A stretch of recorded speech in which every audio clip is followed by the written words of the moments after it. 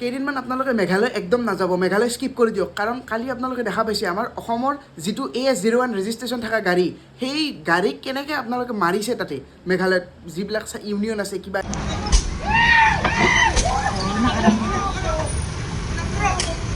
কি ইউনিয়ন আছে এইবিলাক গম নাপায় আকৌ।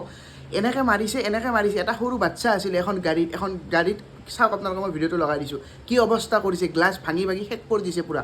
আমাৰ বাচ্চাও আছিল, এয়া মোৰ বাচ্চাৰ চাওক পূৰা কাঠত গ্লাছ সোমাই গৈছে, পিছফালে বকে খাইছোঁ, পিছফালে গাড়ী কোবাইছে, একদম উঠিব পৰা নাই, এতিয়া বেহুচ হৈ আছে, কিহেদি বা কোবাইছে, গোটেই গাড়ী ভাঙিছে। গোটেই আমি ফেমিলি আছিলোঁ। মেঘালয়ত এনেকুৱা পৰিস্থিতি চলি আছে।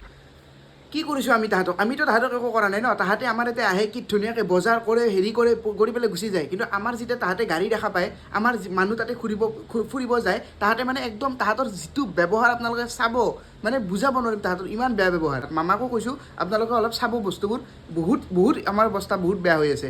কাৰণ আপোনালোকে যেতিয়া শ্বিলঙত যাব, এদিন বুলি এই চিটুৱেশ্যনটো নহয়, আগতে এনেকুৱা বহুত চিটুৱেশ্যন হৈছে।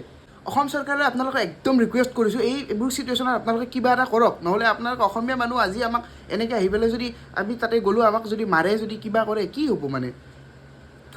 সুৰক্ষিত কেনেকৈ? আমি ইমান ধুনীয়াকৈ গৈছোঁ তাতে, আমাৰ কোনোতো গাড়ী একো কৰা নাই, তাহাঁতক মাৰি পেলাই ধুনীয়াকৈ গুচি গৈছে। আমাৰ যিখিনি ইউটিউবাৰ আছে, আমাৰ যিখিনি কণ্টেণ্ট ক্ৰিয়েশ্যন আছে, আমি মেঘালয়খনক ভাইৰেল কৰালোঁ। আমি গোটেই মেঘালয়খনক গোটেই ৱৰ্ল্ডৰ ভিতৰত দাঙি ধৰিলোঁ যে মেঘালয়খন ইমান ধুনীয়া, মেঘালয়খন মানে তাতে গৈ পেলাই কিমান মানে শান্তি লাগে। সেই বস্তুবোৰ তাহাঁতেতো ভাইৰেল কৰা নাই ন। আমাৰ মানুহখিনি গৈছে, ভাইৰেল কৰি পেলাই চব টুৰিষ্ট তাতে যায়।